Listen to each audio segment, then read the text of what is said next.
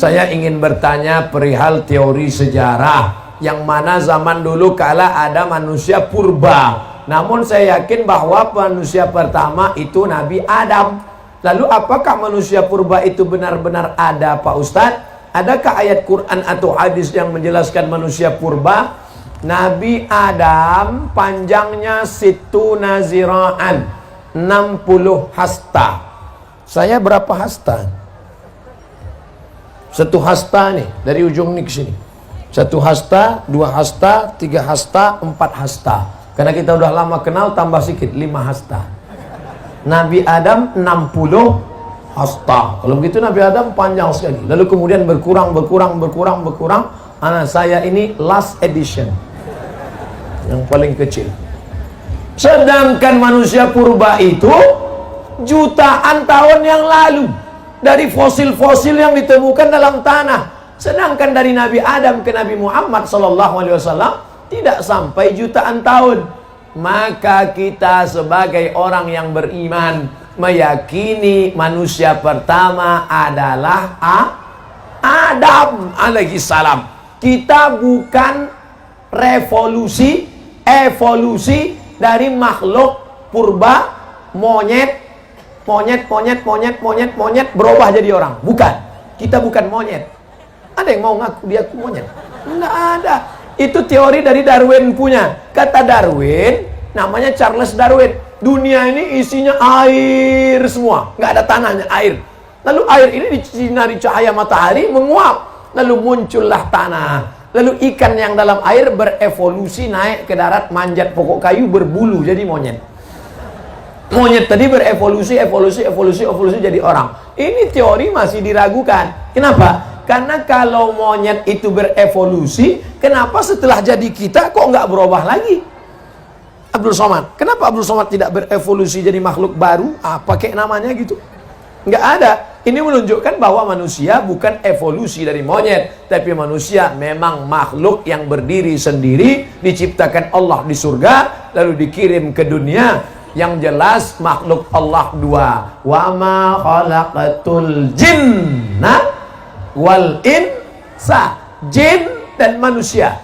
Maka kita meyakini itu sesuai yang tersebut dalam Quran dan hadis Nabi Muhammad sallallahu alaihi wasallam. Semoga Ustaz selalu dalam lindungan Allah, amin. Bagaimana cara agar usaha kita diberi kelancaran tanpa kita harus cari? Oh, nggak bisa.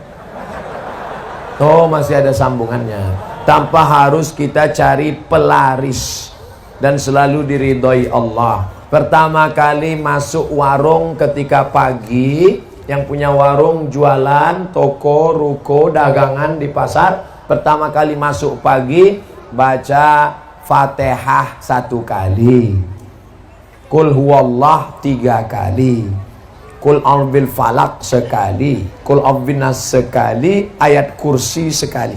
Saya ulang lagi.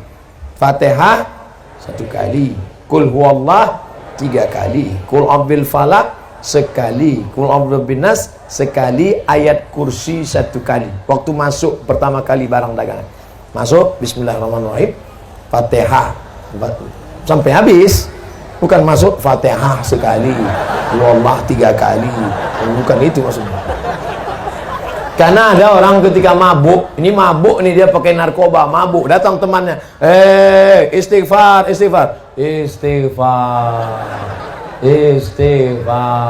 bukan itu. Kalau disuruh istighfar berarti Astaghfirullah Rabbal baraya, Astaghfirullah minal khataya.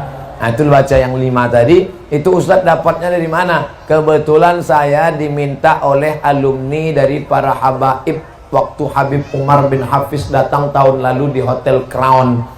Saya pembawa acara Habib Jin dan penerjemah Habib Umar bin Hafiz yang beri materi di hadapan pengusaha-pengusaha. Ada pengusaha yang nanya, Habib, kami ini bisnismen, gimana supaya lancar? Nah, itulah disampaikan Habib Umar bin Hafiz lengkap dengan ijazah. Pertama kali masuk baca Fatihah, Qul huwallahu 3 kali, Falaq sekali, Winas sekali, ayat kursi 1 kali. Ijazah dari beliau. Jangan lagi pakai mantra-mantra, masuk ke dalam mantra. Hai, hantu segala hantu, setan segala setan. Datanglah, datang. Orang yang menjual jiwanya kepada iblis sudah terjadi. Coba cari di internet artis-artis yang menjual jiwanya kepada setan. Pernah lihat? Banyak di antaranya yang menjual jiwanya kepada setan. David Copperfield menjual jiwanya, ada MOU-nya, Memorandum of Understanding Between Me and Setan. Jangan minta kepada setan, kita ini hamba Allah, bukan hamba setan. Jangan minta kepada dukun, jangan minta kepada, tapi mintalah doa kepada para habaib, kepada para tuan guru dan kepada para ulama. Mudah-mudahan kita mendapatkan keberkahan hidup dunia dan di akhirat. Assalamualaikum Pak Ustadz. Waalaikumsalam. Bagaimana membimbing hati agar sabar dan taat dalam menanti seorang anak? Ustadz Somad, saya sudah nikah sebelum tahun 10 tahun belum punya anak. Berapa lama? 10 tahun. Nabi Ibrahim baru punya anak Ismail, umurnya 86 tahun. Kamu baru 10 tahun. Tunggu 76 tahun lagi. Doanya Rabbi habli minas salihin. Nabi Ibrahim berdoa 86 tahun baru dikabulkan Allah. Nabi Musa tersesat di lembah Tih, berdoa 40 tahun baru keluar. Nabi Muhammad minta pindah arah kiblat dari Baitul Maqdis ke Baitullah sampai wajahnya menengadah ke atas, 17 bulan baru pindah. Ini doa pagi minta kabul sore. Emang ente siapa? Oleh sebab itu, sulitkah bagi Allah membuat engkau hamil? Innama amruhu iza arada syai'an ayyakula lahu kun fayakun. Sudah diponis ini istri mandul, namanya Sarah. Sarah nggak mungkin punya anak, mandul, sudah tua. Tapi apa mau dikata, Allah punya kuasa. Akhirnya Sarah punya anak setelah Nabi Ibrahim berumur 99 tahun. 99 tahun jarak antara Ismail dengan Ishak, 13 tahun. 86 tambah 13, 99. Semua orang mengatakan Sarah mandul, gak mungkin punya anak. Ibrahim nikah sama Hajar, Hajar melahirkan anak Ismail, Sarah melahirkan anak Ishak. Allah punya kuasa. Oleh sebab itu jangan buka cabang dulu. Mana tahu yang pertama ini melahirkan. Kita doakan, mudah-mudahan wala aziban illa zawajtah, yang belum menikah mudah-mudahan ditemukan jodohnya. Wala raghiban illa anjabtah, yang ingin punya anak diberikan anak yang soleh dan solihah. Mudah Allah memberikan anak, saudaraku. Sebetulnya Allah hanya ingin melihat engkau bermunajat di tengah malam berdoa. Orang dulu anaknya 10, pulang dari bajak sawah, makan ikan asin, sambal teri, mati lampu, lahir 10.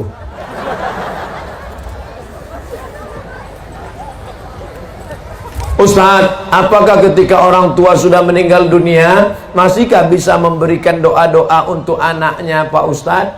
Orang tua sudah meninggal dunia, apakah dia masih bisa berdoa kepada Allah untuk orang yang masih hidup? Iza matal insan, kalau manusia mati, inqoto'a, putus amalnya. Maka menurut ulama yang putus amalnya itu adalah amal taklifi. Itu maknanya. Yang putus itu amal taklifi. Orang meninggal tidak wajib sholat, orang meninggal tidak wajib puasa, orang meninggal tidak wajib umroh kalau mampu, orang meninggal tidak wajib bayar zakat. Tapi bahwa setelah meninggal dia beramal, maka dia tetap beramal. Mana contohnya?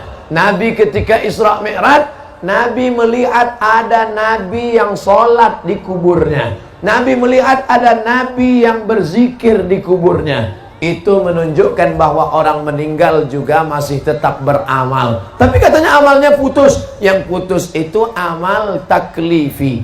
Makanya wali-wali Allah masih bisa memberikan doa Makanya ada orang yang bertawassul kepada Allah berkat Syekh Abdul Qadir Al-Jilani, berkat Syekh Abdullah Syattari, berkat Syekh Abdul Hasan As-Sazili, berkat para ulama wali-wali Allah. Artinya apa? Mereka masih bisa beramal. Yang dimaksud amal putus adalah amal taklifi, sholat, puasa, zakat, haji, umroh, amal yang wajib. Makanya kalau ada tetangga, kawan, sahabat yang nggak mau sholat, nggak mau puasa, suruh dia mati. Dari pesantren Anwarul Hidayah, Pak Ustadz Somad, Anwar, kalau satu nur, satu nur cahaya, cuman satu cahaya nur, tapi tadi cahaya Anwar. Nama suaminya siapa? Anwar, bercahaya. Mana orangnya? Hitam. Mohon maaf Pak Anwar. Anwar, hidayah, jalan, nur, cahaya. Semakin banyak pesantren-pesantren, maka semakin banyak cahaya-cahaya hidayah yang akan menerangi provinsi Banten, insya Allah. Banten ini negerinya para ulama yang menulis tafsir Marah Labid fi Kasfi Ma'anil Qur'anil Majid. Tafsir berbahasa Arab, dibaca orang Arab, dicetak di Arab, ditulis Arab, dibaca orang Arab, ditulis oleh Syekh Muhammad Nawawi Al-Bantani, Banten, makamnya di Ma'la dekat Masjidil Haram. Pak Ustadz, bagaimana hukum seorang penghafal Quran yang sedang haid, murojaah hafalannya dengan memegang mushaf, dan apa dalilnya? Saya hanya berpegang kepada kitab yang saya baca. Kalau ada ustadz lain yang fatwanya beda dengan fatwa yang saya sampaikan, mungkin dia lebih alim. Yang saya tahu, perempuan yang haid tidak boleh megang Quran, tidak boleh bawa Quran, tidak boleh baca Quran, tidak boleh masuk masjid, tidak boleh tawaf, tidak boleh puasa, tidak boleh sholat. 7 larangan. Tidak boleh bawa Quran, tidak boleh megang Quran, tidak boleh baca Quran, tidak boleh tawaf, tidak boleh i'tikaf, tidak boleh sholat, tidak boleh puasa. Itu Ustaz baca di mana? Al-Fiqhul Islami wa Adillatuh Syekh Wahbah Zuhaili. Jadi kalau mau ngulang bacaan, sepakat 4 mazhab, paling tua Hanafi, nomor 2 Maliki, nomor 3 Syafi'i, nomor 4 Hambali. Perempuan yang tidak suci dalam keadaan hadas besar, dalam keadaan haid, tidak boleh baca Quran. Ada pengecualian, ada 2. Yang pertama, menurut mazhab Maliki, perempuan yang hafal Quran boleh ngulangi hafalan murojaah, karena yang hafal Quran mesti ngulang 1 hari 2 juz. Selama haid 7 hari nggak ngulang, hilang 14 juz. Maka cara ngulangnya an zahri qalbin, dalam hati. Makanya kalau ada nanti kelihatan ada anak gadis diam aja, itu sedang ngulang hafalan. Kalau dia hafal Quran. Tapi kalau enggak diam, itu kesambet. Menurut mazhab Maliki, perempuan yang hafal Quran boleh murojaah, mengulangi hafalan an zahri qalbin, dalam hati, diam. 2. Menurut mazhab Hambali, boleh mengulang membaca tapi putus-putus. Ibu-ibu yang guru di sekolah boleh, tapi putus-putus. Anak-anak murid ikuti ibu ya. Ya ayyuha allazina amanu ittaqullah haqqa tuqatih. Boleh. Jadi yang boleh mengulang hafalan 2. Pertama, perempuan yang hafal Quran. Yang kedua, guru ngajar di sekolah untuk putus-putus, potong-potong, menurut yang saya baca. Jelas? Apa perlu bersyahadat ulang, berbaiat bagi yang sudah lahir dari keluarga muslim? Bapaknya muslim, ibunya muslimah, anaknya muslim. Datang ustadz, kamu belum Islam. Kalau mau Islam harus ulang syahadat di depan saya, karena saya disaksikan guru saya disaksikan guru saya, guru saya disaksikan guru saya, sampai ke Nabi Muhammad. Tapi bapak saya Islam. Bapak kamu nggak diakui Islamnya karena belum belajar ke saya. Ini lagi tren nih sekarang. Maka ada jamaahnya yang datang ke saya, Ustaz Somad, kata guru saya, Islam saya belum sah kalau belum bersyahadat depan dia. Apa pendapat Ustaz? Bawa gurumu ke sini biar saya syahadatkan. Bawa guru kau ke sini biar ku syahadatkan. Ini UUD aja, ini UUD. Aliran-aliran model begini, UUD, UUE. Ujung-ujungnya duit, ujung-ujungnya wanita. Kalau yang mau syahadat nenek-nenek, dari jauh aja. Kalau anak gadis, harus di sana. Orang yang sudah bersyahadat, bapaknya Islam, emaknya Islam, tidak pernah diulang Nabi lagi syahadatnya. Yang masuk Islam awal, itu yang bersyahadat. Maka kita jangan terkecoh dengan aliran-aliran begini. Insya Allah yang belajar kepada tuan guru, yang belajar pada kiai, yang belajar di pondok pesantren, dia tidak terkecoh, tidak terpukau, tidak pusing dengan yang begini-begini. Tapi yang tidak pernah belajar di pesantren, yang tidak pernah belajar Al-Quran, yang tidak pernah belajar ilmu agama, dulu SMP, SMA, kuliah, sarjana, nggak pernah belajar agama, tiba-tiba datang yang begini, dia pusing. Makanya anak-anak kita dimasukkan sekolah agama.